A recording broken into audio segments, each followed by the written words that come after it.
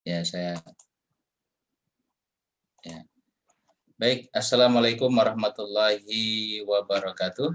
Waalaikumsalam warahmatullahi wabarakatuh. Alhamdulillah, wassalatu wassalamu ala rasulillah Muhammad ibn Abdullah wa ala alihi wa sahbihi wa mawalah. Asyhadu la ilaha illallah, asyhadu anna Muhammadan abduhu wa rasuluhu alladzi la nabiyya ba'dah.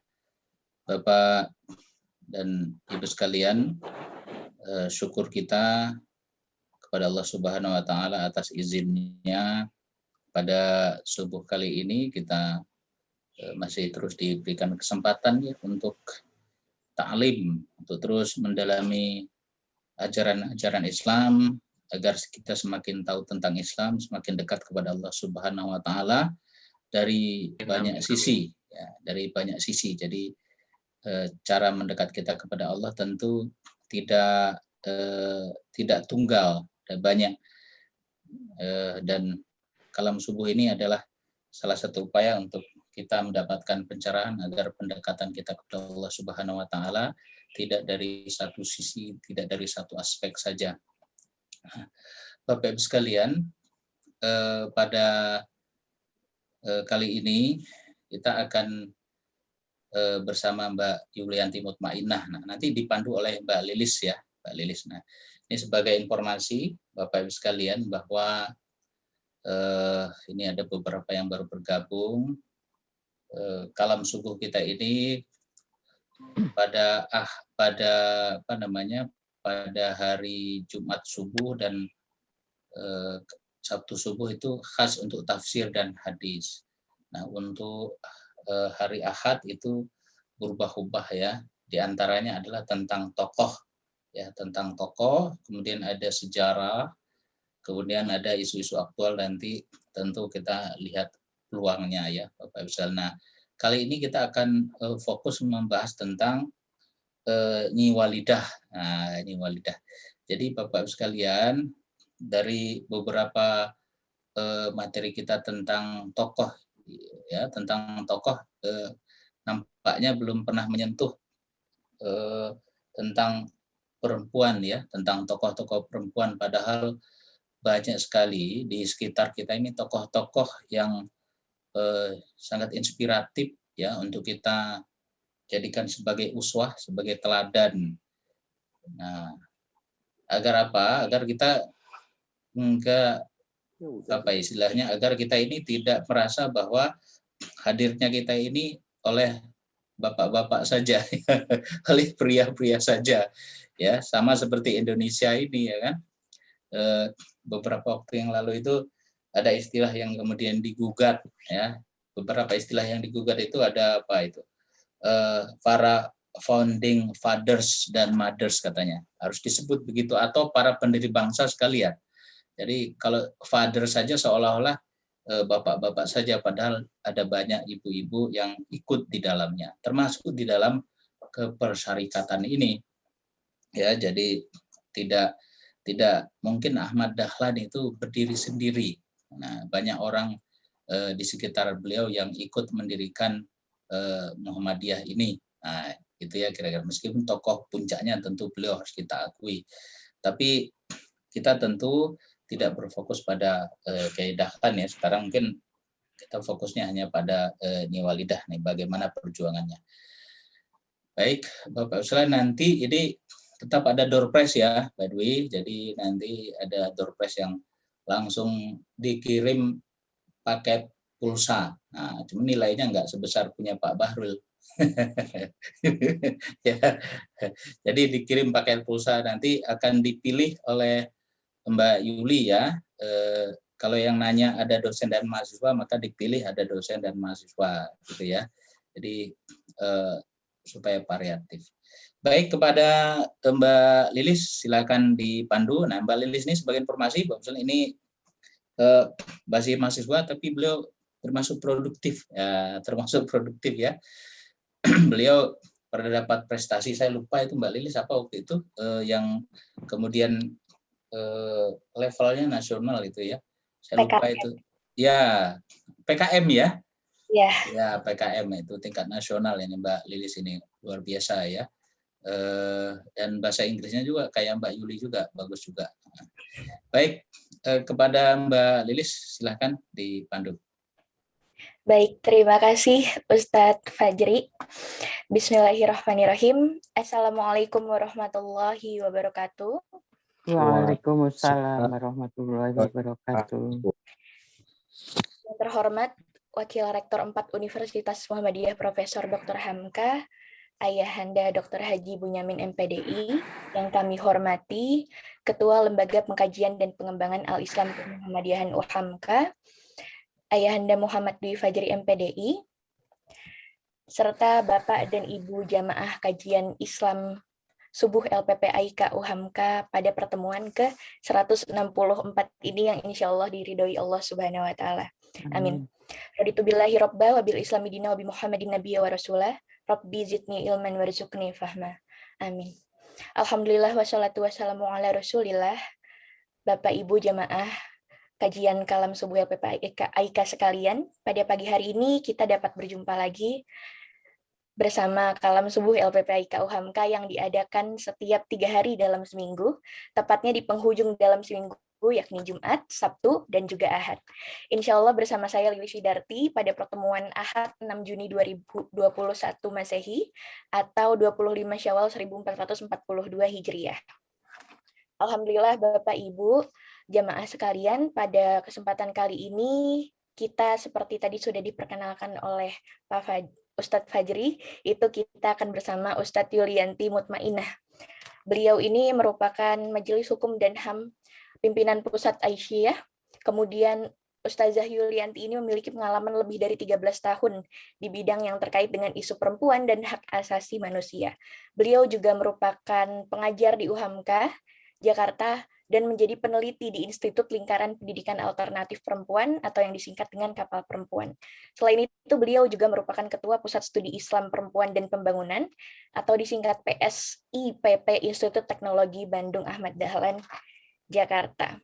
Nah, pada kesempatan kali ini, Bapak Ibu jamaah kalam subuh sekalian, ada edisi Nyi Walidah atau Siti Walidah atau Nyai Ahmad Dahlan yang merupakan tokoh penggerak pendidikan perempuan dan salah satu pahlawan perempuan yang dimiliki Indonesia. Pada kesempatan kali ini, tepatnya akan membahas tentang bagaimana kiprahnya dalam dakwah. Untuk itu, langsung saja kami silahkan kepada Ustazah Yuli. Baik, terima kasih Mbak Lilis, Ibu Bapak yang saya hormati semuanya. Bismillahirrahmanirrahim. Assalamualaikum warahmatullahi wabarakatuh. Waalaikumsalam warahmatullahi wabarakatuh. Alhamdulillahirabbil alamin wa bihi nasta'in ala umuri dunya waddin. Wassalatu wassalamu ala asyrafil anbiya'i wal mursalin wa ala alihi wa ashabihi ajmain amma ba'du. Puji syukur kita panjatkan kehadirat Allah Subhanahu wa Ta'ala, karena dengan segala nikmat yang Allah berikan pada kesempatan yang cerah hari ini, kalam subuh yang ke-164, kita bisa berkumpul dan kita juga bisa bersilaturahmi. Ibu Bapak, tak lupa pula salawat dan salam semoga tetap ya kepada Nabi kita Muhammad SAW, karena risalah yang dibawa beliau adalah risalah yang memberikan kedamaian dan pada saat yang sama menjadi pembeda bagi tradisi, agama, adat, dan kebiasaan sebelum Islam. Karena kita tahu sebelum Islam isu-isu perempuan itu sangat marginal, perempuan tidak dipandang sebagai manusia, tetapi sejak kehadiran Nabi Muhammad SAW, derajat perempuan itu sama tingginya dan sama sejajarnya dengan laki-laki. Jadi alhamdulillah kita mendapatkan risalah dari Nabi Muhammad SAW. Ibu Bapak yang saya hormati, terima kasih Mbak Lilis sudah memberikan pengantar, kemudian juga Ustadz Dwi Fajri. Ibu Bapak, saya menyadari saya masih banyak kekurangan ilmu, jadi saya mohon izin ini, saya bilang sama Ustadz Fajri, ini kayaknya saya masih harus belajar dengan Ibu Bapak, tapi saya sudah diundang untuk bicara di sini. Oh ya Mbak Lilis, saya di Institut Teknologi dan Bisnis Ahmad Dahlan, Jakarta. Jadi ini belum jalan-jalan ke Bandung, Mbak Lilis, masih di Jakarta aja nih kayaknya karena corona ya. Ya, Ibu Bapak yang saya hormati, hari ini kita akan membahas tentang Nyai Walidah sebagaimana yang sudah disampaikan oleh Mbak Lilis dan Ustadz Fajri tadi, memang penting sekali dalam salah satu kalam subuh kita memang mengangkat sejarah-sejarah, dan salah satu sejarahnya adalah sejarah perempuan.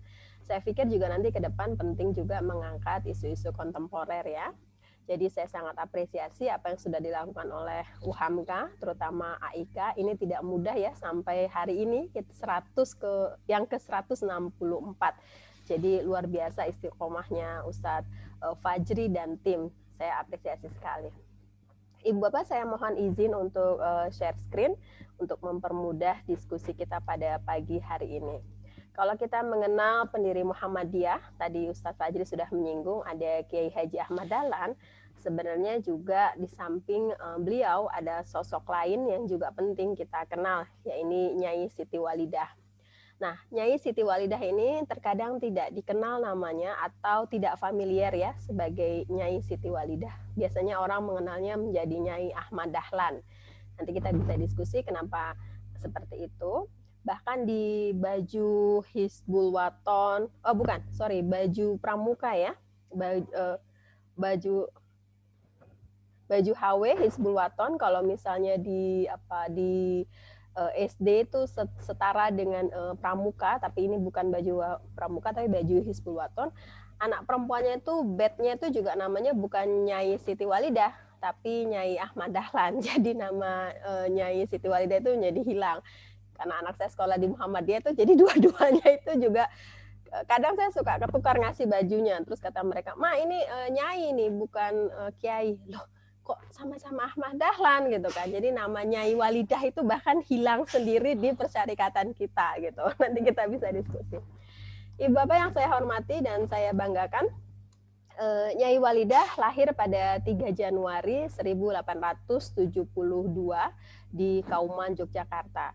Beliau adalah anak keempat dari 7 bersaudara. Ayahnya Muhammad Fadlil, dan beliau ini adalah seorang kiai penghulu di keraton ya, dan saudagar batik, karena pada saat itu kan batik menjadi ikon dari Jogja. Ibunya bernama Nyai Mas. Nah, ini ketika saya mencari nama ibunya ini juga ternyata tidak mudah gitu, tidak banyak literasi sejarah, terutama sejarah di Indonesia juga menulis nama ibunya begitu. Nah, Nyai Walidah sendiri meninggal pada 31 Mei 1946 ya, setahun setelah kemerdekaan Indonesia pada usia ke-74 di Kauman, dan dimakamkan di belakang Masjid Gede Kauman. Ketika muda, Nyai Walidah ini memang tidak bersekolah di sekolah formal, karena kita tahu pada saat itu memang perempuan tidak diperbolehkan sekolah di formal. Jadi rata-rata laki-laki. Sekolah formal ini rata-rata adalah sekolah-sekolah yang didirikan oleh pemerintah Hindia Belanda. Tetapi beliau tetap mendapatkan pendidikan rumah, tentu saja pendidikan yang khas perempuan pada saat itu, yaitu menyulam, menjahit, dan memasak. Beliau adalah gadis pingitan, jadi nggak pernah ketemu dengan laki-laki, tidak pernah bergaul dengan laki-laki. Jadi nggak kayak kita di YMM, nggak ada masta, itu nggak ada beliau, jadi nggak pernah ketemu. Tetapi pada saat yang sama, beliau sangat berpikir sangat terbuka. Jadi kritisnya itu sudah ada sejak masa mudanya ya. Nah, pemikiran Nyai Walidah yang sangat khas, ini kalau saya himpun dari beberapa buku itu ada 4. Yang pertama, beliau itu sudah memikirkan bahwa perempuan dan laki-laki itu adalah partner. Jadi beliau itu tidak setuju bahwa perempuan itu dari tulang rusuk laki-laki. Jadi beliau itu sudah menggugat bahwa perempuan dan laki-laki itu sebenarnya minafsil wahid ya. Dan memang wa ma khalaqtul jinna wal insa illa liya'budun itu difahami betul oleh beliau. Perbuatan manusia itu sama-sama dipertanggungjawabkan oleh masing-masing. Jadi beliau tidak setuju bahwa kalau suaminya masuk surga, istrinya masuk surga. Kalau suaminya masuk neraka, istrinya masuk neraka. Nah, beliau nggak setuju karena bagi beliau amal perbuatan manusia itu menjadi tanggung jawab masing-masing dan tidak terkait tidak diwariskan kira-kira begitu, dan tidak diturunkan sebuah keimanan dan ketakwaan. Nah, Nyai Walidah ini sekalipun tidak mengenyam pendidikan yang tinggi, sebagaimana tadi saya sampaikan, berpikirnya itu sudah maju. Jadi beliau ini adalah orang yang mampu menggerakkan dan melakukan perubahan. Jadi orang yang visioner begitu. Jadi bisa menggerakkan orang lain. Pada saat yang sama, beliau itu hatinya lembut. saking lembutnya beliau itu bisa mengurus anak tirinya dan anak tirinya sendiri bahkan tidak tahu mana yang ibu kandung, mana yang ibu tiri, saking, baik begitu ya.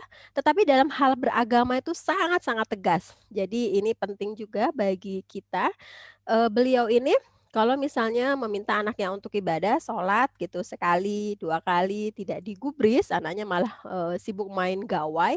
Yang ketiga, Nyi Walidah ini tidak memukul anaknya, tetapi gawainya itu langsung dilempar ke tungku api, gitu. Jadi kemudian anak-anak itu sampai nggak bisa ngomong karena ya begitu kira-kira kalau ibunya sudah marah. Jadi, disuruh sholat terlambat, akhirnya, nggak mukul nih, nggak mukul anaknya, tapi gawainya yang dilempar ke tungku api.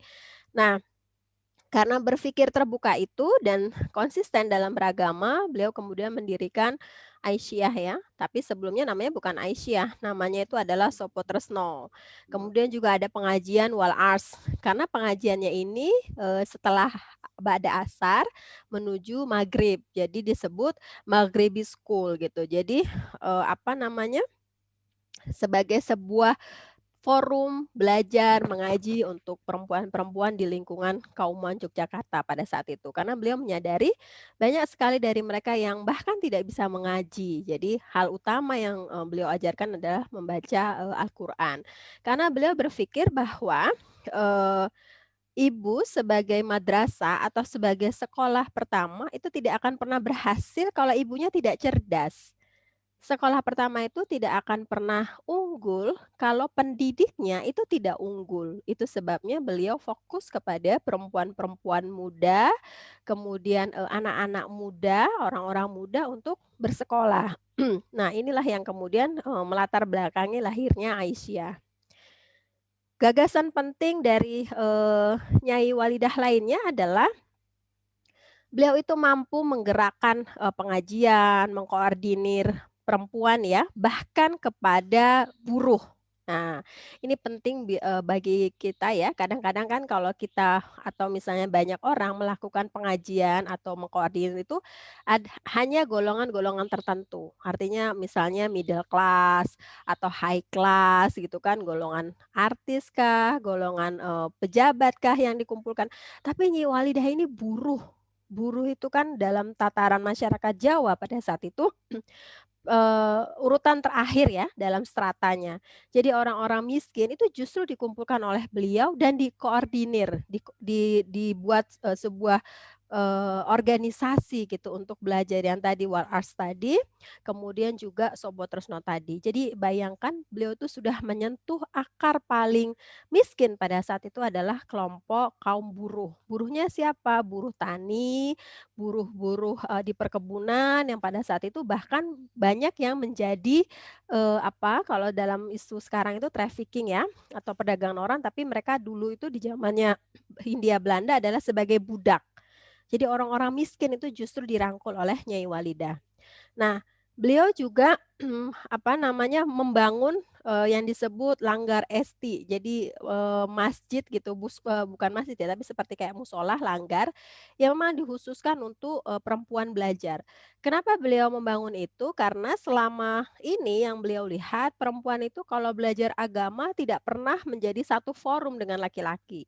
Jadi terpisah, jauh, pakai tabir, pakai penutup, pakai pembatas, sehingga bisa jadi suara ustadznya tidak terdengar, suara kiainya tidak terdengar, perempuannya juga mungkin, sibuk dengan obrolan sendiri begitu. Jadi kemudian Nyai Walidah ini tergugah dan membangun langgar yang disebut Langgar Esti gitu. Nah yang penting juga bagi, kita ketahui Ibu Bapak, Nyai Walidah ini adalah pelopor ya untuk memakai jilbab yang jidat dan lehernya itu tertutup. Karena pada saat itu, di Indonesia jilbab itu, tidak seperti sekarang, jadi hanya selendang di mana, jidat, kepala, rambut, dan leher, bahkan telinga itu masih terlihat pada saat itu. Nah, Nyai Walidah lah yang pertama memperkenalkan, sosok pakaian jilbab itu seperti ini, gitu. Tentu kalau misalnya dibandingkan dengan zaman sekarang, jilbab yang dulu sedang diperjuangkan Nyai Walidah berbeda ya dengan sekarang. Kalau sekarang kan sudah motif kapitalis.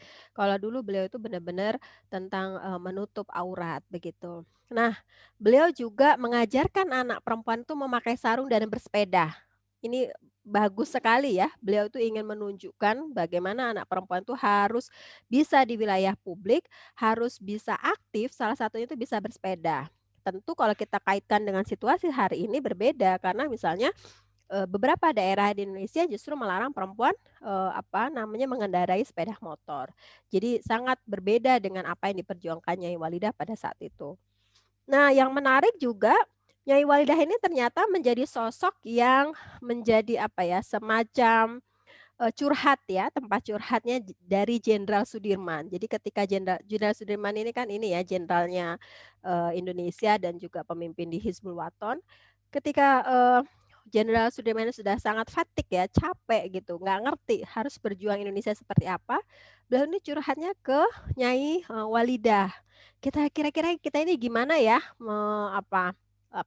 Belanda, karena pada saat itu banyak juga tokoh-tokoh Indonesia yang mendukung Belanda, jadi seperti berkhianat kepada bangsa. Lalu Nyai Walidah mengatakan, menyeranglah di waktu subuh, gitu, waktu fajar. Kenapa? Karena, mereka itu biasanya mengadakan pesta di malam hari, bermabuk-mabukan dan kemudian, capek, kemudian terlelap itu rata-rata di waktu subuh. Nah, Nyai Walidah ini mengingat kembali, tentang Al-Quran ya, ayat-ayat Al-Quran pentingnya bangun di pagi hari untuk beraktivitas. Jadi Nyai Walidah ini mengingatkan kepada Jenderal Sudirman menyeranglah di waktu subuh dan saya akan menggerakkan para perempuan. Jadi Nyai Walidah ini menggerakkan perempuan-perempuan menyeludupkan informasi penting, senjata, kemudian juga bahan baku ya, bahan makanan untuk kesiapan para prajurit berperang itu dalam konde, pada saat itu ada perempuan yang pakai konde, jadi diseludupkan di konde, diseludupkan di selendang, bahkan di bakul-bakul mereka. Jadi kalau mereka mau ke pasar, di paling bawahnya itu adalah persediaan makanan untuk para, tentara Indonesia melawan Belanda, di bagian atasnya tentu dagangan yang dijual para perempuan ini di pasar. Begitu juga yang buruh. Jadi mereka menyeludupkan, alat-alat, peperangan itu di bakul para perempuan buruh yang bekerja di perkebunan ataupun di persawahan. Karena tentara tentara Belanda itu tidak mencurigai perempuan dan bahwa perempuan membawa senjata sekalipun itu dianggap sebagai, perbekalan atau alat-alat ketika mereka akan bercocok tanam di perkebunan maupun di persawahan. Jadi tidak pernah dicurigai. Dan ini adalah taktik Nyai Walidah yang, tidak banyak ditulis dalam buku-buku, sejarah kita. Bagaimana keterlibatan perempuan tadi, Kiai Fajri sudah bagus sekali menyinggung bukan hanya founding fathers, tapi founding fathers and mothers gitu ya. Jadi ini, salah satu contoh yang dilakukan oleh, Nyai Walidah yang tidak terekam dalam sejarah kita. Ibu Bapak, yang saya hormati, dalam relasi suami istri, Nyai Walidah dan Kiai Ahmad Dahlan ini menarik ya. Mereka menerapkan karena pada saat itu pattern, relasi suami istri biasanya laki-laki itu adalah, sebagai laksana dewa ya, yang tidak boleh dibantah sekalipun pendapatnya, dan perempuan itu sebagai pelayan. Pada saat itu pattern-nya. Bahkan dalam tradisi Jawa juga begitu, maka dalam sebuah pernikahan kan ada yang mencuci kakinya, lalu bersujud di hadapan suami dan lain sebagainya. Nah, Nyai Walidah dan Kiai Ahmad Dahlan karena kesadaran kritis yang mereka miliki, maka, mereka menyadari ada senioritas dalam hubungan relasi itu, tetapi lebih kepada partnership yang saling mendorong, dan saling mendukung. Bahkan Kiai Dahlan itu juga mendukung Nyai Walidah gitu kan, untuk mengenyam pendidikan, Kiai Dahlan juga mendukung untuk mendirikan, sekolah dan lain sebagainya. Kita tahu, Kiai Dahlan pernah berkata kepada murid-muridnya, "Bagaimana ketika istri kamu akan melahirkan? Akan dibawa ke dokter mana?" Pertanyaan penting dari Kiai Dahlan. Lalu muridnya menjawab, "Ya ke dokter, kandungan." "Oke, dokternya laki atau perempuan?" Kemudian, muridnya diam. Kalau misalnya kita tidak punya dokter perempuan, maka mulai besok bawa murid-murid saya perempuan, bawa saudara-saudaramu perempuan, bawa saudara-saudara panjenengan yang perempuan, anak-anak, dan istri gitu kan, supaya kita belajar dan menyiapkan mereka menjadi dokter perempuan. Agar apa? Agar ketika melahirkan nanti aurat perempuan tidak dilihat oleh laki-laki, kira-kira begitu. Itu adalah cara halus Kiai Dahlan untuk menggugah kesadaran laki-laki. Jangan hanya menggugat bahwa ini auratnya dilihat laki-laki, saya nggak setuju misalnya begitu, tetapi tidak menyiapkan dokter perempuan. Jadi mereka ini adalah pattern partnership yang luar biasa, coexistence antara senior junior yang kalau dalam beberapa buku disebutnya bahasa Jawanya itu tutup ketemu botol gitu karena saling mendukung. Nah, Kiai Dahlan ini pada masa itu adalah orang yang sangat liberal ya. Liberal dan progresif yang liberal karena menentang banyak sekali model pendidikan yang tidak pada umumnya. Dulu kan kalau belajar muridnya di bawah, gurunya duduk di atas. Jadi ibu bapak kalau misalnya haji dan umroh juga pasti menemukan model duduk seperti itu ya di Masjidil Haram maupun di Masjid Nabawi. Ustadznya duduk di atas, muridnya itu di bawah gitu dan ustadznya itu duduknya tuh di kursi yang agak tinggi. Nah, itu adalah model pendidikan pada saat itu di tanah Jawa. Kiai Dahlan itu merubah, belajarnya itu pakai kursi dan meja. Tentu dianggap sebagai sesuatu yang liberal. Merubah arah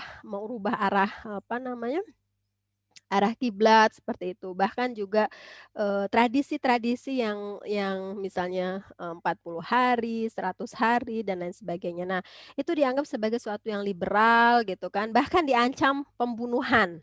Tetapi Nyai Walidah dan Kiai Dahlan itu sangat konsisten dan mereka itu tidak gentar terhadap ancaman-ancaman seperti itu. Hingga pada satu titik mereka mendirikan Muhammadiyah dan kemudian mendirikan Aisyah ya yang awalnya adalah Sopo Tresno. Ini tentu saja pendidikan utama adalah pendidikan agama dan keterampilan hidup karena mereka menyadari orang yang belajar agamanya saja tidak akan survive dalam hidup tanpa ada keahlian hidup. Itu sebabnya misalnya membatik itu juga diajarkan oleh Nyai Walidah, kemudian Kiai Dahlan juga mengajarkan soal bagaimana berwirausaha ya. Mereka kemudian kan juga mengajarkan tentang bagaimana membuat ukir Jawa. Nah, pendidikan tentang pendidikan dalam hal belajar itu juga dikaitkan dengan sosial ya, bagaimana implementasi teologi Al-Maun. Saya pikir juga ibu bapak yang mengajar AIK ini juga pasti sudah menerapkan bagaimana pendidikan itu harus sejalan dengan ibadah sosial yaitu Al-Maun. Kemudian juga dalam banyak kajian itu saya juga menemukan Muhammadiyah itu adalah yang pertama sebagai amil ya yang mengkoordinir zakat di Indonesia gitu. Jadi yang pertama mengkoordinir zakat dan menyalurkannya itu adalah Muhammadiyah gitu.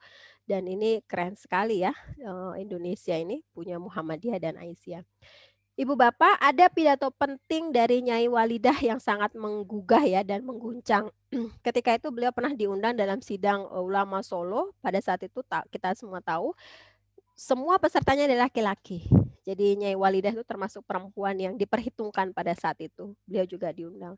Pada saat yang sama beliau juga berpidato pada Kongres Aisyah yang ke-15 di Surakarta dan pidatonya itu dipublikasikan oleh surat-surat kabar di Surabaya yang pada saat itu pidatonya itu kira-kira adalah menggugat bahwa perempuan-perempuan Tionghoa jangan hanya mau di rumah saja.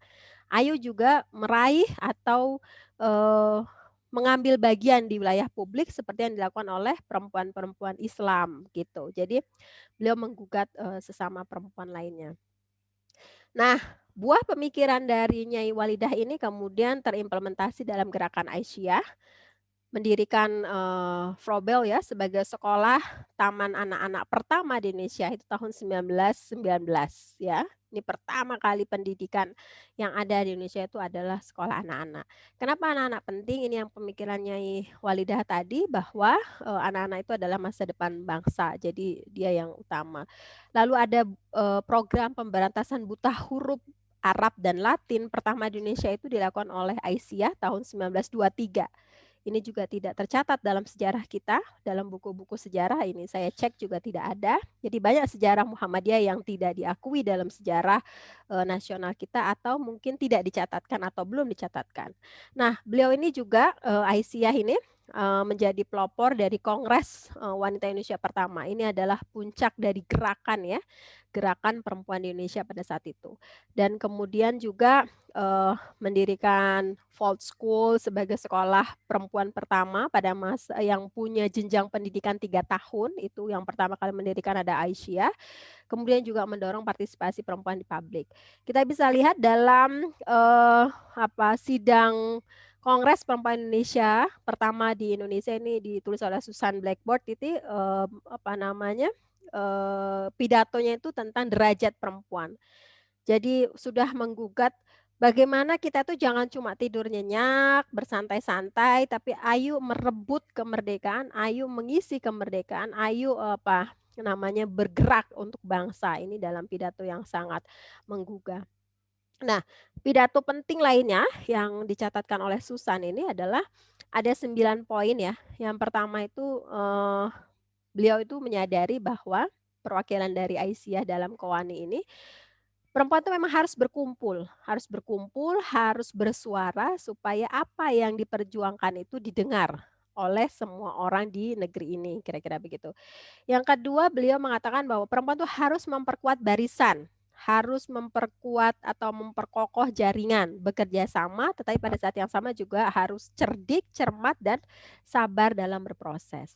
Dan sudah menyadari bahwa kemuliaan manusia tertinggi itu pada ilmu dan akhlak, bukan pada jenis kelamin. Jadi sudah menggugat, pidato yang menggugat yang pada saat itu buat orang lain, ini gugatan yang luar biasa ya, gitu. Kemudian juga beliau juga sudah mengkritik model berpakaian perempuan yang bercampur baur di kolam renang. Jadi soal jilbab itu sudah ada dalam sidang Qawani yang pertama pada saat itu. Nah, beliau juga mengkritik tentang hubungan suami istri yang mudah menikah dan mudah bercerai. Jadi dalam sidangnya, dalam pidatonya, di sidang Qawani mengatakan ya kita juga keluarga itu sebagai fondasi dalam membangun bangsa, idealnya tidak berkawin cerai begitu. Lalu juga mendorong perempuan itu harus jadi profesor, harus jadi ahli, jangan laki-laki lagi begitu. Dan ini dibuktikan dengan Nyai Siti Baroroh Barit ya. Beliau menjadi profesor pertama di Indonesia dan itu dari kalangan Aisyah. Lalu beliau juga mengatakan bahwa laki-laki dan perempuan itu punya derajat yang sama walaupun perempuan itu punya peran untuk hamil, melahirkan dan menyusui tetapi tidak boleh disia-siakan atau tidak boleh dihinakan, kira-kira pidatonya begitu. Walaupun memang pada saat itu kalau kita tarik dengan kajian isu feminis dan gender ada bias sedikit karena dalam pidatonya mengatakan hamil, melahirkan dan menyusui itu sebagai suatu kodrat ya, tapi kalau dalam kajian gender dan feminis itu dianggap bukan sebagai kodrat tetapi sebagai peran reproduksi yang bisa difungsikan atau tidak. Karena kodrat itu dalam kajian gender dan feminis adalah sesuatu yang taken granted ataupun yang yang ketika lahir itu menjadi pertanda dia perempuan dan dia laki-laki adalah organ-organ biologis itu yang disebut sebagai kodrat hanya pada saat itu saja. Karena implikasinya kalau hamil, melahirkan dan menyusui dianggap sebagai kodrat, perempuan yang tidak bisa melakukan itu kemudian dianggap menantang atau keluar dari kodratnya gitu. Jadi kajian feminis kemudian memang berevolusi atau berkembang. Tetapi pada saat tahun 1928 ketika pidato dan mengatakan hamil, melahirkan dan menyusui memang itu adalah kodrat perempuan, maka laki-laki tidak boleh menyepelekan dan tidak boleh membuat perempuan itu tersakiti, itu adalah gugatan yang luar biasa. Maka ketika itu mendapatkan sambutan meriah ya dari para peserta sidang. Dan yang terakhir sebenarnya ini senafas dengan putusan tarjih kita, gitu kan. Jadi sejak tahun 1928 itu Aisyah itu sudah bersuara itu menolak poligami gitu. Dan bahasa menolak poligaminya bagi mereka adalah kalau mau keluarga yang sakinah gitu kan, keluarga yang yang damai, madrasah yang baik, maka suami istri itu harus sejalan dan tidak saling menyakiti. Walaupun dalam pidatonya beliau mengatakan, saya tidak menolak poligami, tetapi saya tidak menganjurkan kader-kader saya berpoligami, kira-kira begitu. Jadi dalam sidang itu dia sudah menggugat. Dan pada saat yang sama juga sudah menyinggung soal talak ya. Karena pada saat itu kan beliau mengutip sejarah-sejarah yang ada di Eropa pada saat itu di mana angka kawin cerainya sangat tinggi gitu dan angka perselingkuhan yang tinggi. Gugatan beliau diantaranya adalah apakah talak itu hanya laki-laki, apakah perempuan tidak bisa begitu. Tetapi kalau misalnya kalau perempuan yang memberikan talak, bagaimana nanti kejadiannya seperti seperti apa rumah tangga kalau misalnya kawin cerai gitu. Jadi ini adalah gugatan-gugatan penting yang sayangnya kalau kita baca dalam sejarah kan Koan itu diingatnya sebagai Hari Ibu ya. Padahal itu bukan Hari Ibu yang bagaimana dicontohkan oleh zaman Orde Baru dengan kebaya dan lain sebagainya, tetapi lebih kepada perjuangan perempuan. Nah, catatan-catatan pidatonya tokoh Aisyah dalam sidang Koani ini tidak dicatat dengan baik dalam sejarah kita, gitu dalam sejarah-sejarah pelajaran Indonesia. Dan kesannya kalau dalam sidang Undang-Undang Nomor 1 Tahun 74 ya. Jadi pembahasan Undang-Undang Perkawinan tahun 69 sampai 74 itu kesannya Aisyah itu tidak progresif kalau dalam risalah sidangnya. Padahal kalau kita melihat dalam sejarah justru progresif pada masa itu dan gugatannya itu sudah sangat signifikan. Nah, terakhir kata-kata Nyai Walidah yang penting sekali menjadi ingatan bagi kita semua terutama saya ya adalah beliau sering mengatakan manusia itu punya 2 penyakit yang hanya manusia itu sendiri yang bisa menghilangkan. Yang pertama adalah penyakit kikir dan kedua adalah penyakit malas. Dan ini yang kemudian menjadi ikon dari kelompok perempuan di Aisyah bahwa kita tidak boleh malas dan tidak boleh kikir. Itu sebabnya derma atau sumbangan di Aisyah dan Muhammadiyah itu mengalir dengan cepat. Beliau dinobatkan sebagai pahlawan Indonesia itu berdasarkan surat presiden ya nomor 042 tahun 1971. Jadi cepat sekali pengangkatan beliau sebagai sejarah, perempuan sejarah. Tetapi lagi-lagi dalam foto-foto pahlawan di sekolah dasar bahkan tidak ada Nyai Walidah. Sedih sekali memang saya. Bahkan di sekolah Muhammadiyah kita juga tidak ada ruangan yang namanya Nyai Siti Walidah. Jadi di sekolah-sekolah persyarikatan kita itu nama ruangannya itu Al-Ghazali, Ahmad Dahlan, kemudian kelas Mas namanya apa Mas ruangannya? Al-Farabi gitu, nggak ada tuh namanya Siti Walidah, Nyai Siti Baroroh, nggak ada gitu. Apalagi yang namanya Lilis Widarti, lebih nggak ada lagi Mbak Lilis gitu kan. Jadi sejarah perempuan itu hampir tidak dicatat gitu, bukan hanya di buku sejarah, tetapi bahkan di persyarikatan kita, di sekolah-sekolah, di ruang-ruang sekolah SD Muhammadiyah misalnya itu tidak dicatatkan nama-nama perempuan. Itu sebagai awal. Saya kembalikan kepada moderator. Billahi fil sabil haq, fastabiqul khairat. Kurang lebihnya saya mohon maaf. Wassalamualaikum warahmatullahi wabarakatuh. Waalaikumsalam. warahmatullahi wabarakatuh. Alhamdulillahirrabbilalamin. Baiklah Bapak Ibu jamaah kalam subuh sekalian, kita telah mendengarkan pemaparan dari Ustazah Yuli yang sangat luar biasa. Selanjutnya adalah sesi tanya jawab bagi Bapak Ibu dan jamaah yang ingin berdiskusi lebih lanjut, disilahkan. Silakan Pak Margiono itu. Assalamualaikum. Waalaikumsalam.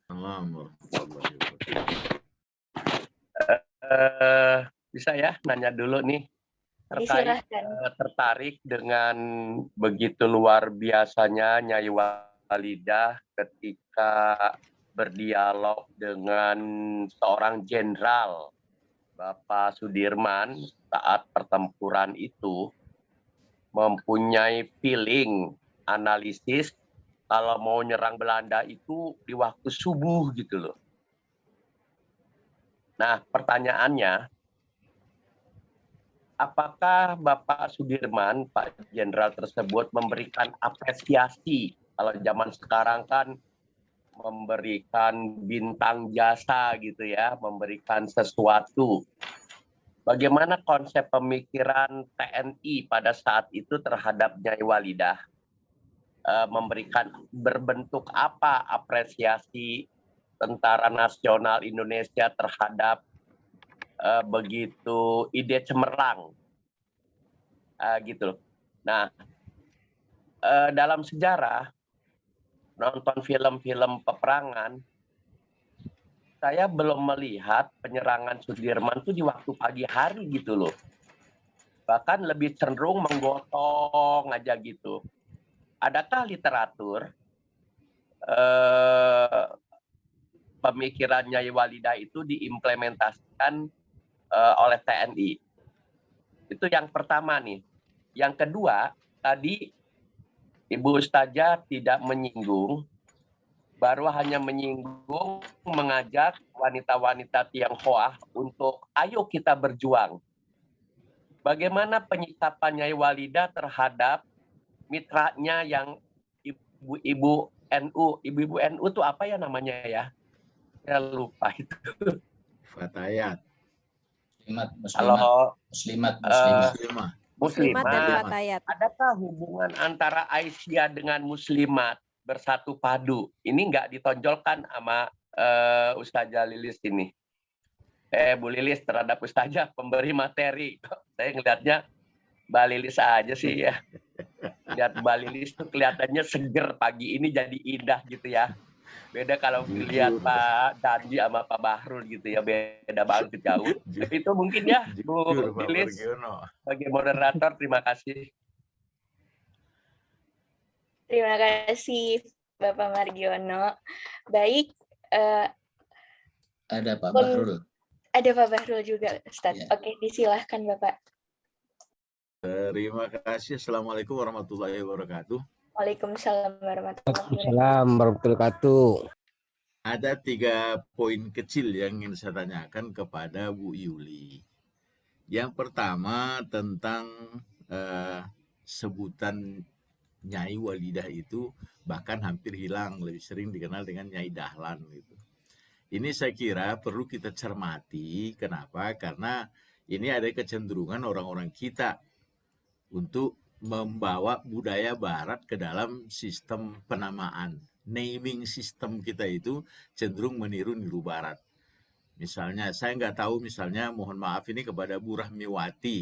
Di belakang nama Bu Rahmiwati itu ada Marsinun. Saya tidak tahu nama Marsinun itu apa nama suami atau nama orang tua gitu. Nama bapak saya, Pak. Nama bapak, alhamdulillah. Ya, alhamdulillah. Saya tidak boleh dari bapak saya masukin nama suami dia. Ya. Betul. Itu maksud saya itu justru ada teguran di dalam Al-Quran, cuman saya nggak ingat persisnya di surat apa dan ayat berapa ketika anak tiri Nabi Muhammad itu disebut bin Muhammad gitu. Kemudian turunlah ayat itu sebagai salah satu teguran kepada Nabi. Ada 3 macam teguran yang disampaikan kepada Nabi. Satu diantaranya itu menggunakan nama yang orang tua kandung untuk di belakang nama. Gitu. Jadi ini kecenderungan kita. Saya kira kita pun di dalam Muhammadiyah harus mulai berpikir ulang ini. Misalnya di kampus kita ada dosen yang bernama dulu masih sudah pensiun sih, namanya Bu Reskini. Saya nggak tahu nama bapaknya, tapi di belakang nama itu nyonya Reskini Alwin gitu. Saya tahu persis Alwin itu nama suaminya gitu. Nah, saya nggak tahu, terus ada lagi nama saya lihat, ya saya syukur tadi dengan nama Bu Rahmiwati, ternyata udah dengan nama orang tua gitu kan.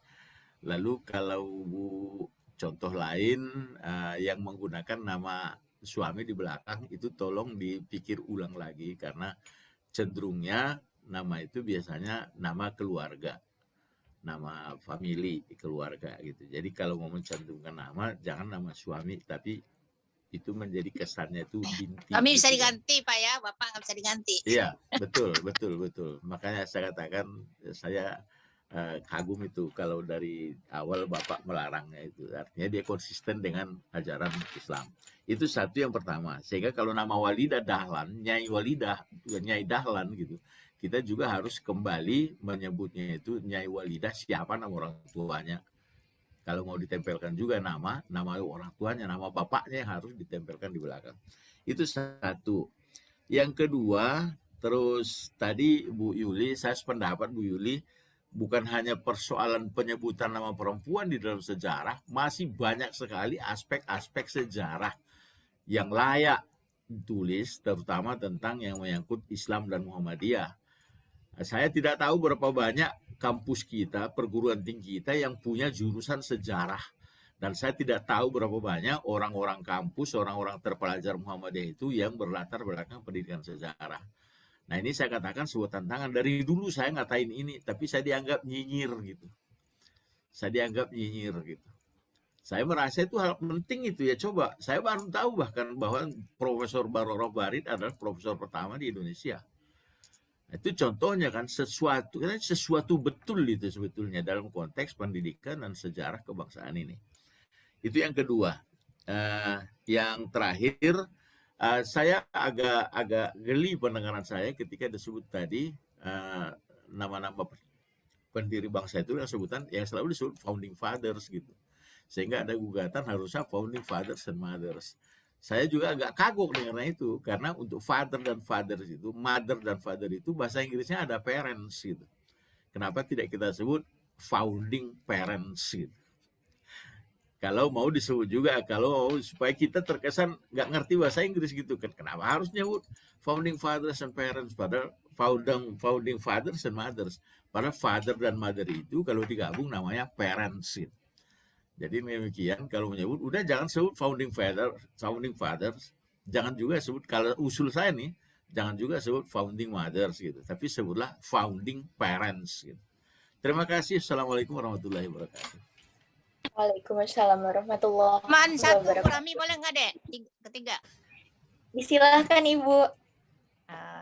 Bismillahirrahmanirrahim. Assalamualaikum warahmatullahi wabarakatuh.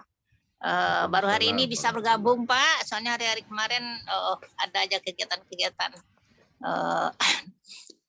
Mencermati apa yang disampaikan oleh Ustazah, saya sangat terkesan, dan saya sebetulnya sejarah itu suka kalau belajar dari SLTA. Tadi mengingat ya peran Aisyah itu dan kemudian membuahkan ikut serta dalam WANI. Dan kita tahu bahwa pada awal abad ke-19 abad ke-20 ya, 1911 itu kan betul terjadilah perintisan, pergolakan, penggugatan oleh masyarakat Indonesia untuk menuntut kemerdekaan. Dan itu ya di mana-mana. Kalau di Padang di tempat saya itu 2006 itu sudah ada normal school.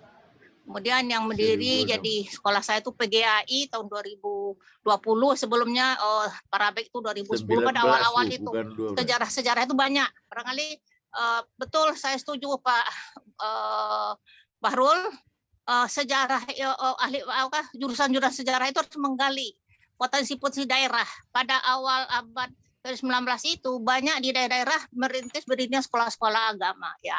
Kebetulan Aisyah dan Muhammadiyah itu berkembang seluruh Indonesia, dan juga banyak kalau Indonesia Timur kita lihat Al-Khairat ya, Al-Khairat itu sebetulnya intinya juga orang Muhammadiyah, tapi dia lebih dekat ke Muhammadiyah kalau salah saya. Sekarang saya lihatnya waktu itu kan juga tumbuh gerakan pemuda ya, kata JIP yang Islamited Bond gitu. Apakah memang pada waktu itu Aisyah sama Muhammadiyah itu masuk John Islamited Bond itu yang pada abad awal-awal itu kan beliau itu yang organisasi yang bersatu, dan tadinya memang organisasi daerah, organisasi pemuda seperti Wong Sunda, Wong Minahasa, Wong Java, kan banyak organisasi pemuda yang berbasis daerah. Kemudian apakah di situ tuh diwarnai oleh Muhammadiyah? Barangkali kalau Ibu tahu buku-bukunya ya kita mau melihat. Sebenarnya seperti Syarikat Islam ya, itu kan memang dari pada awal abad awal abad ke-21 itu tumbuhnya, tapi alhamdulillah yang Muhammadiyah menjadi menggema, jadi membesar dan mewarnailah dalam mengisi kemerdekaan sampai saat ini. Dan sebetulnya banyak yang lain, dan kita lihat kenapa terjadi banyak begitu tidak menyatu ke Muhammadiyah. Barangkali ingin kalau Ibu ada sumber-sumbernya, dan barangkali kalau Ibu ngasih sumber buku-bukunya ya kita bisa belajar, kita bisa baca juga. Itu yang saya lihat ya Kiprah Muhammadiyah ini, dan perlu untuk nantinya betul perlu kita sosialisasikan. Mari kita barangkali bisa nulis, bikin komik, cerita anak-anak sih, anak-anak kita tahu bukan hanya cerita-cerita anak-anak komik-komik yang dari Jepang saja, tapi kita bisa bikin sebenarnya dari sejarah-sejarah lokal yang ada, itu dialog-dialog yang ada, itu barangkali usulan saya, dan terima kasih. Assalamualaikum warahmatullahi wabarakatuh. Waalaikumsalam warahmatullahi wabarakatuh. Baik, Bapak Ibu jemaah sekalian, untuk sesi ini sudah ada 3 pertanyaan dari Pak Margiono, Pak Bahrul, dan Bu Rahmiati. 3 pertanyaan tersebut terbagi menjadi 2, 3, dan 1 poin. Ustazah Yuli, disilahkan, apakah untuk Bapak Margiono dulu terkait dengan dialog Siti Nyai Walidah dengan Jenderal Sudirman pada saat itu, adakah literaturnya, dan bagaimana penyikapan Nyai Walidah terkait dengan ibu-ibu yang di NU juga, seperti itu. Disilahkan kepada Ustazah Yuli. Ya, terima kasih atas pertanyaannya Ibu Bapak semua. Ini saya sangat apresiasi sekali ya, Bapak Margiono, kemudian juga Ibu Rahmiwati. Yang kedua tadi Bapak siapa? Bahrul. Bahrul. Pak Bahrul, iya Pak Bahrul. Jadi terima kasih sekali Bapak-Bapak dan Ibu atas pertanyaannya. Saya akan menjawab. Saya juga mempersilakan Ibu Bapak untuk mengambil peran untuk berdiskusi ya. Yang pertama adalah tentang apakah Nyai Walidah mendapatkan penghargaan dari TNI ya, dari Angkatan Perang pada saat itu. Tentu saja saya pikir tidak ya, karena bahkan dialog antara Jenderal Sudirman dengan Nyai Walidah saja tidak terekam dalam sejarah begitu. Jadi memang sulit dibayangkan mendapatkan penghargaan karena tidak terekam dalam sejarah. Saya menemukan ini dalam literasi sejarah majalah-majalah Aisyah zaman bahla ya, itu ada dalam catatannya. Kalau dalam sejarah Indonesia itu tidak tercatat. Kemudian yang kedua tentang peperangan Jenderal Sudirman yang rata-rata diwujudkan siang atau sore hari. Sebagaimana kita tahu sejarah kita itu terkadang ditulis bukan atas kebenaran gitu kan, tapi siapa yang mendominasi tulisan itu. Saya ingin mengambil contoh ada kesalahan fatal dalam sejarah kita, misalnya Patimura dengan Thomas Matulesi. Saya ingat sekali dalam buku sejarah di SD bahkan di SMP, Thomas Matulesi itu dianggap adalah nama lain dari Patimura. Ya, padahal itu kesalahan yang sangat fatal karena Patimura dengan Thomas Matulesi adalah 2 orang yang berbeda, dan 2 orang yang memang 2 orang laki-laki dengan 2 nama yang berbeda, dengan 2 keturunan yang berbeda. Jadi bukan satu. Dalam sejarah kita itu disebut 1 orang dengan 2 nama. Itu salah. Jadi ada kesalahan yang sangat fatal dalam sejarah kita. Salah satunya tadi itu. Dan kalau kita melihat dalam latihan-latihan perang, banyak sekali memang latihan perang itu di pagi hari maupun di sore hari gitu, bahkan di senja kemudian malam hari memang banyak latihan perang seperti itu. Saya baru saja melewati daerah Sumatera ya, karena adik saya menikah, dan saya melihat memang prajurit kita memang latihannya di pagi dan malam hari gitu, rata-rata pagi hari, jadi sekitar jam 5, jam 4 begitu. Nah, saya tidak tahu apakah ini bagian terinspirasi dari Nyai Walidah yang Jenderal Sudirman tadi atau tidak, karena ini tidak ada dalam catatan sejarah kita gitu.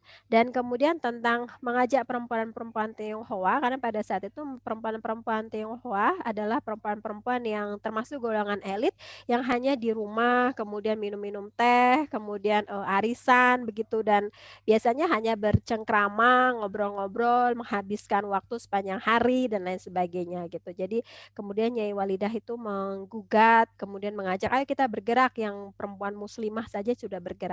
Nah, bagaimana dengan kaitannya misalnya dengan muslimat ya, Muslimat itu kan berdiri 31 Januari 1926.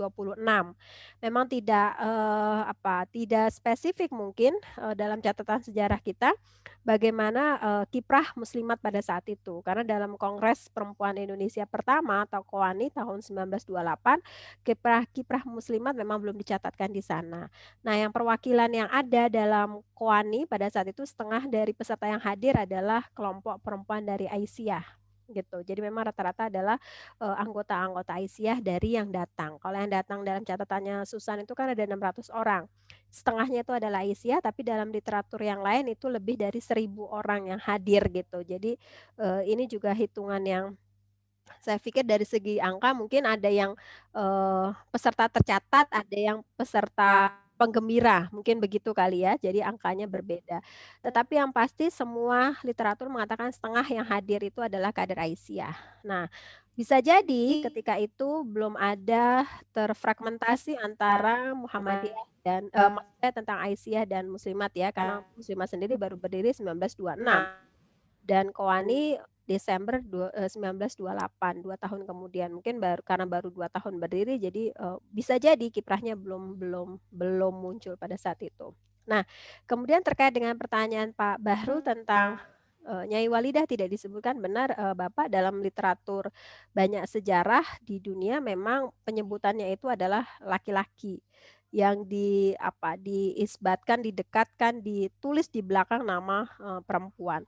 Apakah ini bertentangan dengan Al-Quran? Tentu ya, karena nasab itu bukan kepada suami ya, kepada orang tua. Nah, ibu saya juga Aisyah ya, beliau juga aktif di Aisyah. Saya melihat juga nama-nama nama-nama teman-teman ibu saya itu belakangnya itu juga nama laki-laki, nama-nama suaminya mereka. Dan saya selalu bilang, kenapa sih selalu bangga dengan menyebut nama suami di belakang? Mama saya selalu bilang, iya ya gimana ya, tapi kalau rapat Muhammadiyah Aisyah itu kadang mama nggak dipanggil nama mama loh, kayak yang dipanggil tuh nama suami. Mama juga nggak ngerti tuh, bapak-bapak tuh manggilnya itu ya bukan Ibu Ani gitu, misalnya bukan Ibu Rohani gitu. Nah, saya pikir juga penting untuk ini ya, penting juga untuk merubah sejarah itu. Saya sepakat apa yang disampaikan Bapak. Itu sebabnya tadi saya bilang dalam sekolah-sekolah di Persyarikatan Muhammadiyah kita kan nama sekolahnya itu nama ruang kelasnya itu kan nama tokoh. Itu kan nggak menyebut nama tokoh perempuan. Bahkan di baju Hizbul Waton anak saya itu kan nulisnya Nyai Ahmad Dahlan. Jadi kesalahannya itu sudah mulai dari di sana. Harusnya kan Nyai Siti Walidah gitu loh. Itu yang tadi saya ceritakan. Kadang saya suka keliru ngambilin baju buat kakak dan emas gitu kan. Suka ketuker, emas itu selalu bilang, "Mah ini kan Nyai. Lu tuh kan Ahmad Dahlan, Mas." "Ini Nyai, Mah." Ya Allah, saya bilang, astagfirullahaladzim, maaf masalah Mas. Saya kan bilang begitu. Karena warnanya sama, cuma tulisnya yang berbeda. Harusnya kan Nyai Siti Walidah, kemudian Kiai Ahmad Dahlan. Ini kayaknya penting juga ini kita menyampaikan usulan ini kepada para BPH di Persyarikatan Muhammadiyah gitu ya. Atau saya juga udah bilang sama anak saya. Tarjih, Bu. Oh iya betul. Kalau perlu fatwa tarjih, betul. Iya, saya udah pesan sama kakak, nanti kamu kalau pidato perpisahan sekolah kamu bilang ya, di sekolah kita ini nggak ada ruangan yang nama sejarah perempuan dan baju Hizbul Watonnya itu namanya Nyai Ahmad Dahlan. Nanti pidato saya udah pesan sama anak saya. Penting ya Mah, kata dia. Penting itu sejarah perempuan itu penting dicatat saja. Ya memang kita harus sedikit-sedikit merubah. Ya karena memang dalam Al-Quran sendiri misalnya dalam surat Al-Furqan ayat 54, Al-Ahzab ayat 40, Muhammad ayat 42 itu kan juga sudah menyebutkan bagaimana nasab itu kepada ayah ya, bukan kepada suami. Saya pikir nyinyir itu penting Pak Bahrul, karena memang kalau kita nggak nyinyir sejarah nggak berubah begitu. Kalau nggak nyinyir sejarah nggak berubah, betul sekali. Dan Bu Yuli, dalam ya itu Muslimat NU itu ternyata tahun 46 Bu Yuli, jadi wajar tidak ada dalam KOANI itu, jauh sekali. Tahun 26 itu ini NU-nya. Oh iya, astagfirullahaladzim. Jadi tahun 26 ya, benar-benar. Tahun 46 ya. Iya betul. Terima kasih Kiai Fajri, Ustadz Fajri. Betul. Yang berdiri 31 Januari 1926 itu adalah Nahdlatul Ulama. Makasih. Yeah. Tuh kan saya juga jadi lupa tuh sejarahnya Muslimat. Makasih Ustadz Fajri. Jadi betul sekali memang kiprahnya tidak tercatat gitu karena dia memang belum tergabung dalam gerakan. Jadi kalau misalnya apa namanya kita mengutip kajian perempuan ya, misalnya bahkan yang liberal sekalipun seperti apa tokoh yang dari Belanda itu dia kan sangat liberal ya dalam kajian-kajian perempuan itu juga dalam salah satu babnya juga sebenarnya dia juga mengakui bahwa ketika perempuan itu menggugat soal apa namanya poligami itu pada saat yang sama dia menggugat soal ketidakadilan pada perempuan pada saat itu yang pergundikannya juga sangat marak gitu. Jadi memang gugatan-gugatan perempuan sejak lama itu sudah ada dan itu juga dicatatkan ya. Nah, Ibu Bapak, saya ingin tentang kenapa menyebutnya itu founding fathers ya. Sebenarnya dalam Deklarasi Hak Asasi Manusia awal ketika muncul tahun 1948 itu kan menyebutnya juga all men ya. Dan menganggap bahwa men itu seolah-olah perempuan, woman itu include in here gitu kan. Jadi seolah perempuan itu masuk ke dalam kata men. Nah, kemudian itu kan digugat 4 tahun kemudian bahwa men itu tidak bisa mewakili woman. Jadi kemudian DUHAM itu paragrafnya itu dirubah. Yang kata men itu semua dihapus menjadi all human being. Jadi langsung dihapus menjadi hak asasi manusia. Jadi tidak menyebutkan men lagi. Jadi perempuan itu tidak bisa masuk ke dalam men karena ada persoalan yang signifikan dalam perempuan yang tidak dirasakan oleh laki-laki dan pada saat yang sama diskriminasi itu hanya terjadi pada perempuan. Jadi dalam deklarasi HAM sendiri di tingkat dunia itu memang ada perubahan signifikan. Jadi bukan apa namanya all men kemudian dirubah menjadi all human being 4 tahun kemudian setelah DUHAM itu disahkan. Nah, kalau kita melihat kiprah perempuan Indonesia di tingkat internasional juga luar biasa ya dalam konvensi CEDAW itu satu pasal tentang perempuan dan pedesaan itu adalah usulan dari perempuan Indonesia. Karena bisa jadi negara lain itu tidak punya kekhasan tentang pedesaan, tetapi Indonesia punya kekhasan tentang pedesaan. Jadi memang perempuan itu kiprahnya luar biasa, baik di dalam negeri maupun di luar negeri. Dan ini saya pikir juga penting untuk kita catatkan. Jadi saya setuju dengan usulan Ibu Bapak semua. Di dalam sejarah kita memang harus dirubah. Nah, terakhir juga saya ingin menyinggung ada Universitas Al-Qarawiyyin ya di Fez, Maroko. Ini adalah universitas tertua di dunia. Jadi kalau orang menyebut ada Universitas Al-Azhar, Kairo dan lain sebagainya, sebenarnya ada universitas namanya Al-Qarawiyyin di Maroko, di kota Fez, Maroko. Dan ini yang mendirikan adalah perempuan, namanya Fatimah Al-Fikri. Itu tahun 859. Ya 859 Masehi dan dari sejarah ini sebenarnya kan kita tahu ya bahwa perempuan itu memang mengambil peranan penting dalam pendidikan seperti Indonesia misalnya yang di Padang itu namanya Diniah Putri misalnya begitu, kemudian surat kabar yang ditulis itu kan wartawannya itu kan pertamanya itu adalah perempuan gitu dan sayangnya ini tidak banyak dicatat oleh sejarah. Kira-kira begitu Ibu Bapak. Oh ya, untuk rekomendasi buku sebenarnya ada banyak buku yang bisa saya rekomendasikan. Mana Kak yang di sini buku tadi Kak? Jadi kayak misalnya kalau tentang sejarah perempuan pergerakan ya, ini bukunya kelihatan nggak? Ini bukunya Susan. Ini bukunya Susan, Ibu tadi tanya. Ini adalah Kongres Perempuan pertama. Yang tulis Susan Blackburn itu Yayasan Obor ya yang menerbitkan. Kemudian juga ada buku tentang kiprah dan gerakan perempuan Indonesia. Itu ada cukup banyak sih sejarah-sejarah. Tapi kalau ingin membaca sejarah perempuan secara singkat, Jurnal Perempuan itu juga sebenarnya memuat sejarah-sejarah perempuan yang ada di Indonesia dan tokoh-tokoh perjuangannya. Itu juga lebih mudah ya, karena kalau misalnya buku-buku biasanya kan dia detail dari A sampai Z, tapi kalau misalnya Jurnal Perempuan dia sudah mengambil intisari penting dari tulisan itu. Beberapa tulisan yang ditulis oleh Mbak Siti Samsiatun ya dari Jogja itu kiprah tentang Nahdlatul Aisyah dan pergerakan di Indonesia. Kemudian kalau Mbak Ruhaini itu Dr. Ruhaini Zayatin tulisannya tentang rezim gender itu catatan tentang isu gender dan perempuan Indonesia. Kalau Mbak Alim itu Alimatul Kiptiah itu tulisannya tentang feminis muslimah, jadi bagaimana gerakan perempuan feminis di tubuh organisasi keagamaan. Kalau tulisannya Mbak Yanti Muhtar itu tentang pembagian antara organisasi perempuan dan organisasi wanita. Jadi tulisan beliau itu mana yang termasuk dalam organisasi perempuan itu adalah yang menggugat secara radikal tentang ketidakadilan, tetapi kalau organisasi wanita itu lebih kompromis dan mengkategorikan Aisyah sebagai organisasi wanita karena dinilai cukup kompromis dengan kebijakan-kebijakan negara. Sedangkan kalau organisasi perempuan itu non-kompromis dengan negara pada saat itu gitu. Jadi ada banyak buku. Kalau tentang filsafat itu ditulis oleh Gadis Arifia. Beliau menggugat tentang banyaknya perempuan yang menjadi filsuf tetapi tidak dicatat bahkan oleh filsuf-filsuf dunia. Kira-kira itu Ibu yang bisa saya rekomendasikan. Tentu saja tulisan-tulisan dari terbitan Muhammadiyah dan Aisyah juga penting kita baca.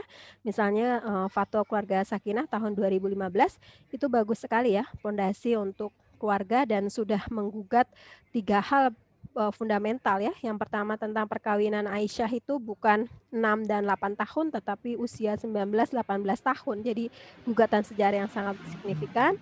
Lalu tentang menggugat perempuan bukan dari tulang rusuk laki-laki tetapi minafsil wahid dari saripati yang sama.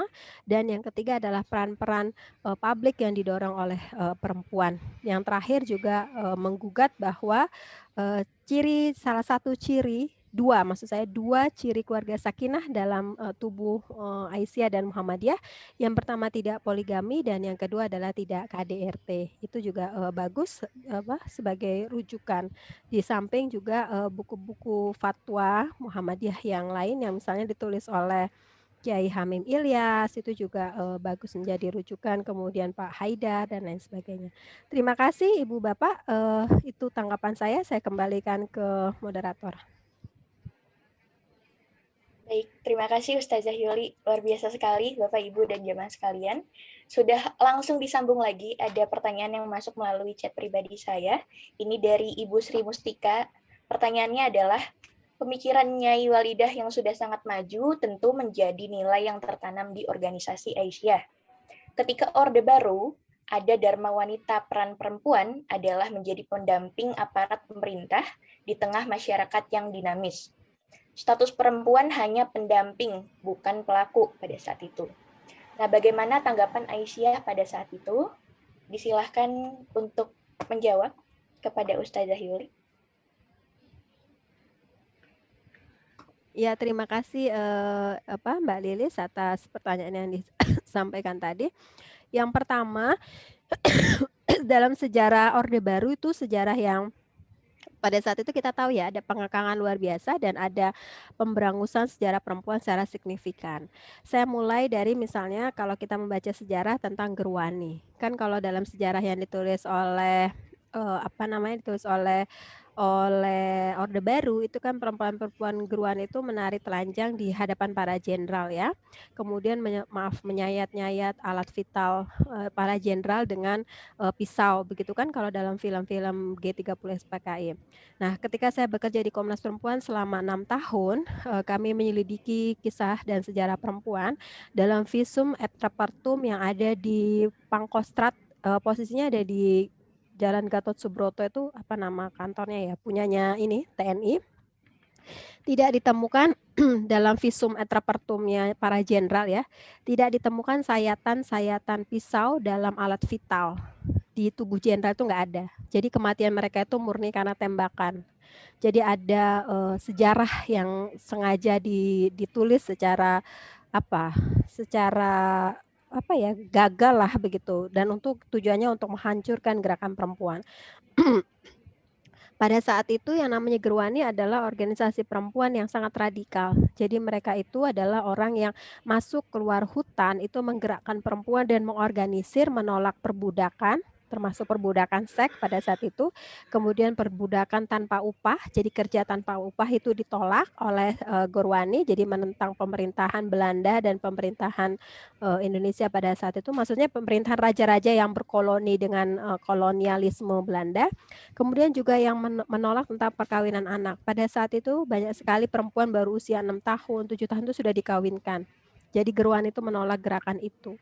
Dan Orde Baru itu merasa Gerwani itu adalah ancaman bagi mereka, sehingga pemberangusan sejarah perempuan itu dimulai dari mengkambing hitamkan Gerwani dalam gerakan G30 SPKI, bahwa Gerwani berafiliasi dengan Partai Komunis. Beberapa anggota Gerwani, iya betul, dalam catatan sejarahnya ada beberapa tokoh, tetapi bukan mereka yang melakukan kampanye seperti yang dikampanyekan hitam oleh Orde Baru. Jadi ada sejarah perempuan yang sengaja dihilangkan.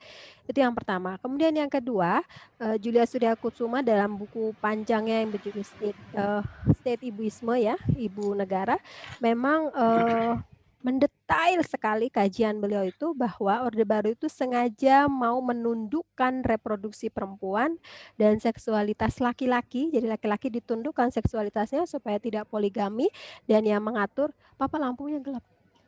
Yang diatur adalah melalui perempuan. Jadi kalau misalnya di Polri itu ada Bayangkari, kalau di TNI itu ya Bayangkari ya, TNI Polri, Dharma Wanita kalau untuk PNS. Kalau suaminya bukan PNS dan bukan aparatur tentara atau polisi, maka PKK.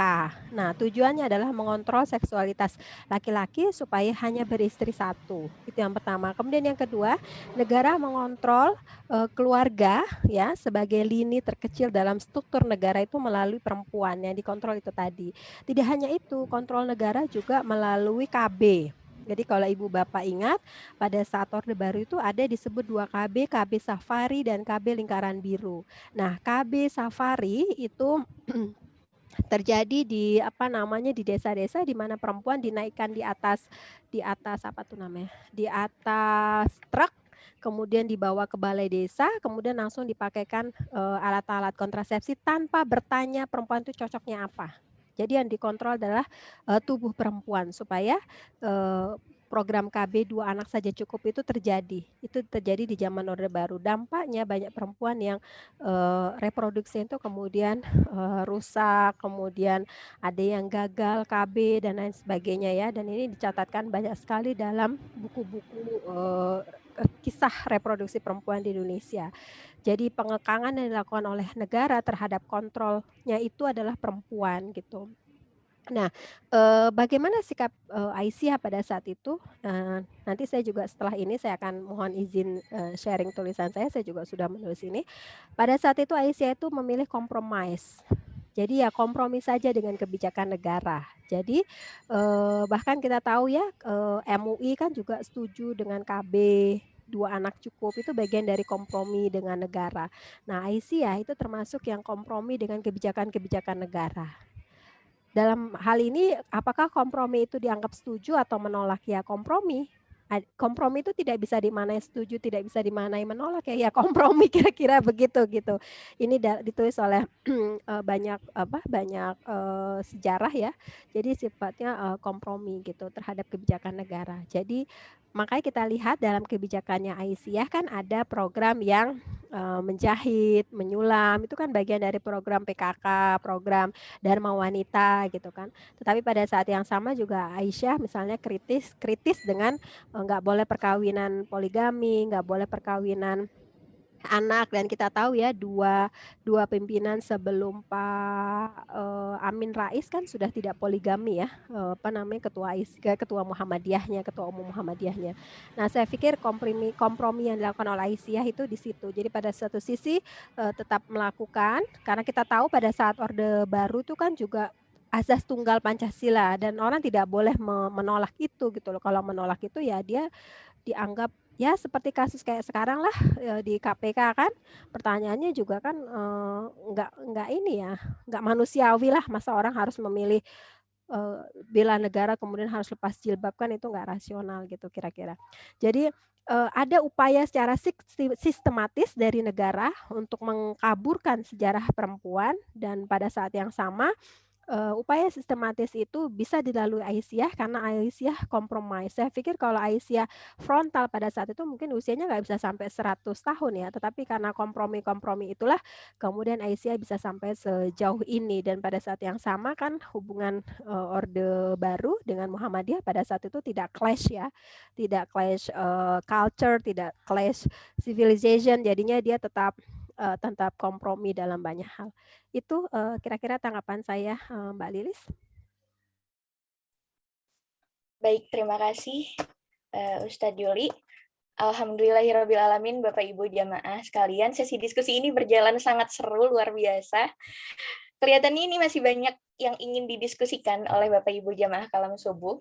Namun sehubungan dengan waktu yang telah menunjukkan pukul hampir 6:30, maka kita sudahi sesi tanya jawab ini. Untuk itu mohon berkenan kepada Ustazah Yuli untuk bisa menyebutkan 2 dari 4 nama orang penanya pilihan Ustazah Yuli untuk bisa dikirimkan door prize dari LPPAIK Hamka. Adapun 4 nama tersebut adalah yang pertama Bapak Margiono, yang kedua Bapak Bahrul Hasibuan, yang ketiga Ibu Rahmiwati Marsinun, dan yang keempat adalah Ibu Sri Mustika. Silakan Ustazah Yuli. Kalau suruh milih saya berat. Udah deh, saya nggak usah milih aja. Kalau saya boleh usul yang 4 orang tadi ini aja kali ya, difasilitasi sama UHAMKA untuk dapat buku ini aja ya. Saya iklan sekalian ya Mbak ya. Ini buku saya terbaru, ini bukunya tentang zakat untuk korban kekerasan terhadap perempuan dan anak. Jadi memang ini dekonstruksi besar-besaran tentang makna mustahik ya. Dan saya pikir akan bagus kalau Ibu Bapak bisa mendapatkan ini. Jadi mudah-mudahan uang pulsanya bisa dibelikan buku saja. Bisa dibelikan 4 buku ini dan kemudian dibagi kepada 4 penanya. Mudah-mudahan diizinkan oleh Kiai Fajri ya. Mbak Lilis, kalau saya suruh milih saya bingung ini karena pertanyaannya empat-empatnya bagus-bagus dan itu keren-keren sekali, menggugah dan mempertanyakan sejarah kita yang sangat bias ya, sangat bias dan sangat dominasi patriarki gitu. Jadi saya sangat apresiasi. Kalau suruh milih saya nggak bisa, mendingan uang pulsanya dibeliin buku lalu dibagi menjadi 4 orang. Ini bukunya prolognya oleh Profesor Dr. Abdul Muti, Mas Muti, Sekum PP Muhammadiyah, sambutannya oleh Pak Rektor, dan epilognya oleh Ketua Komnas Perempuan. Kalau diizinkan begitu, Mbak Lilis. Saya kembalikan ke Aika. Baik, ya. Terima kasih Ustazah Yuli. Narasumber itu raja, jadi diikuti saja. Gitu ya Kiai, aduh gak enak deh jadinya. Terima kasih, bagus Bu, terima kasih. Alhamdulillah, ini saking luar biasanya hari Ahad ini, Bapak Ibu dan jamaah sekalian. Oleh karenanya, tapi ada satu saya agak penasaran, apa karena itulah sebabnya Nyai Walidah keras banget sehingga Kiai Haji Ahmad Dahlan tidak berpoligami? Ya udah. Kiai Dahlan poligami, Pak. Kiai Dahlan poligami. Bukan poligami, mut'ah. Baik, wah luar biasa ini. Memang benar tadi ya dugaan Lilis kalau misalkan diskusinya masih banyak yang ingin dipertanyakan. Kalau gitu mungkin bisa dari Ustazah Yuli untuk menyampaikan closing statement-nya sedikit. Ya, terima kasih Mbak Lilis. Saya pikir sejarah perempuan itu memang harus terus disuarakan ya dan disampaikan karena ini juga kepentingannya bukan hanya kepentingan kita, kepentingan perempuan, tetapi juga kepentingan bangsa dan negara. Ketika kita melupakan sejarah perempuan, maka pada saat yang sama secara tidak langsung kita melupakan kiprah apa yang sudah dilakukan oleh ibu kita, apa yang sudah dilakukan oleh istri kita, dan apa yang sudah dilakukan oleh anak perempuan kita. Apa yang kita perjuangkan saat ini sebenarnya untuk masa depan dan kita sedang menyiapkan karpet merah untuk para generasi muda kita dan kita tidak ingin mereka gagal paham tentang sejarah. Seolah-olah sejarah Indonesia itu tidak ada perempuan keterlibatan perdebatan di dalamnya. Dan saya sangat mengapresiasi apa yang dilakukan oleh AIK UHAMKA karena setiap Ahad itu sudah membahas sejarah. Dan saya pikir bangsa yang besar adalah bangsa yang mengingat tentang sejarah dan tidak melupakan sejarah. Ya, mudah-mudahan saya berharap Ibu Bapak yang ada di forum ini yang berperan sebagai BPH misalnya dalam Persyarikatan Muhammadiyah atau sebagai ketua-ketua lembaga di Persyarikatan Muhammadiyah itu bisa colek-colek sesama para pimpinan gitu misalnya supaya kalau membuat ruangan itu ada nama ruangan perempuan misalnya kayak Siti Baroro, kemudian Nyai Walida, begitu. Hal-hal seperti itu saya pikir penting untuk mengingat sejarah. Kita terlalu bangga dengan nama-nama Al-Farabi, kita terlalu bangga dengan Ghazali, nama-nama tokoh-tokoh besar di internasional, tetapi kita lupa bahwa ada sejarah misalnya Siti Aisyah yang maksud saya ada Aisyah istri Nabi yang juga meriwayatkan ribuan hadis yang tidak diingat atau misalnya ada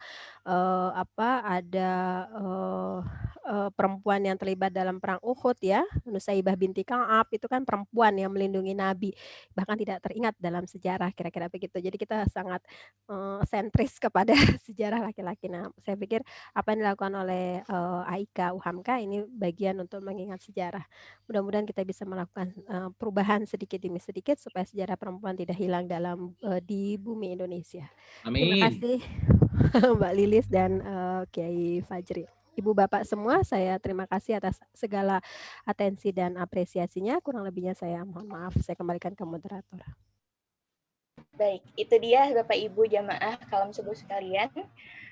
Closing statement dari Ustazah Yuli terkait dengan kiprah dalam dakwah edisi Nyi Walidah Kalam Subuh LPPAIK UHAMKA pertemuan ke-164. Saya sebagai moderator mohon maaf atas kesalahan saya dan marilah kita mengucapkan Alhamdulillahirabbil alamin. Alhamdulillahirrahmanirrahim. Kita tutup kalam subuh ini dengan doa penutup majelis. Subhanakallahumma bihamdika asyhadu an la ilaha illa anta astaghfiruka wa atubu ilaik. Terima kasih kepada narasumber kita Ustazah Yuli, kepada Bapak, Ibu, serta jamaah kalam subuh sekalian.